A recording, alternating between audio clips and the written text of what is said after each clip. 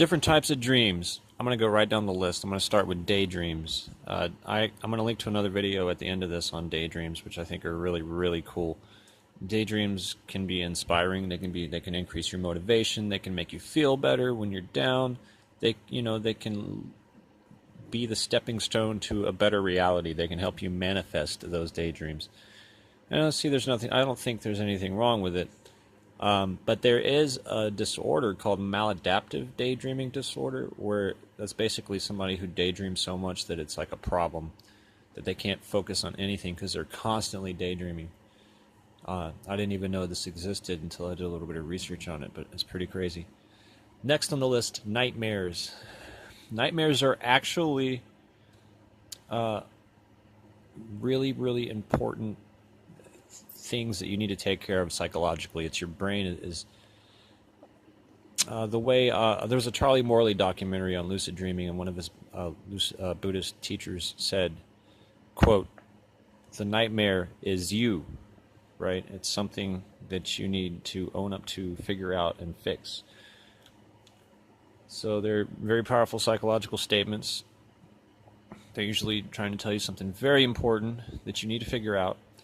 And lucid dreaming is a good way to overcome them. And if you can figure out what they mean and fix these things and change these things in your waking life, the nightmares should subside. Which brings me to the next type of dream, a lucid dream. A lucid dream is a dream in which you know you're dreaming as you're dreaming.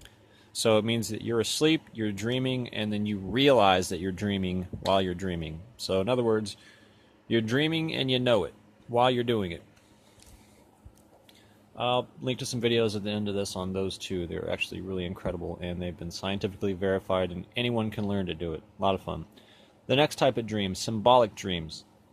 A symbolic dream is a dream that has a meaning. It's your unconscious mind writing you a letter, trying to tell you something, and it works through symbols, as some of the most brilliant minds in psychology discussed. There is such a thing as the collective conscious, collective unconscious, and basically our brains use, concepts, ideas, and things, that words, that we all have in our mind that hold true universal meanings with slight variation upon different cultures. So it's a message being portrayed to you in the form of symbols.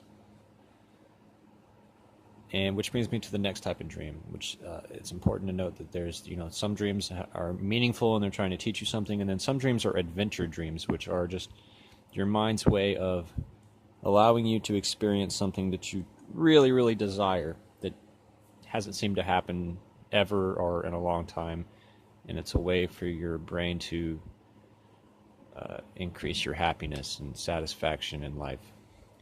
So if you're into dream interpretation, it's important to note the difference in all these different kinds of dreams so that you can tell which ones are meaningful and which ones are, just the playing out of desires, and different things like that. Which brings me to the next type of dream. This one kind of is just like, if you dream about something that happened in the day, sometimes some certain little dreams are just, replaying of what happened in the day, Like if, say, a long time ago I watched a lot of Seinfeld, and then when I'd go to sleep, the characters would be in my dreams. Not all my dreams, but some of my dreams. And I think some dreams are just your brain kind of going over everything that you encountered in the day, trying to put the pieces together and, gather something from that and learn from it.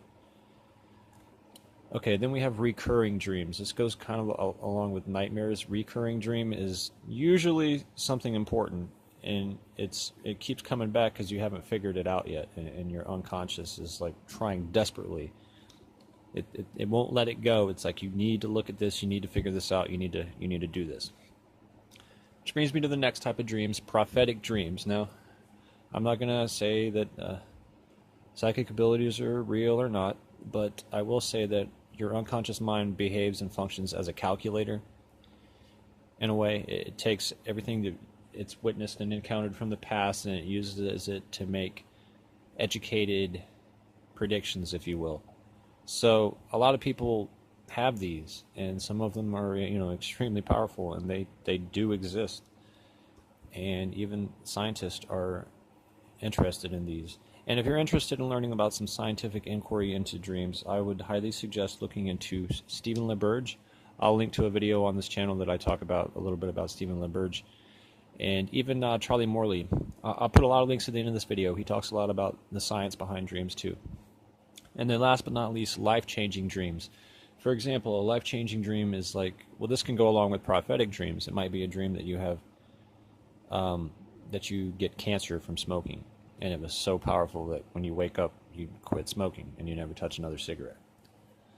So those are the different kinds of dreams. It's important to note this when you're interested in interpretation and different things like that, because you need to know which ones hold that meaning. And even the Buddhist traditions understand this and utilize this in their practices. So until next time, I'm Scott. I hope you enjoyed this video. If you do, please give me a subscription.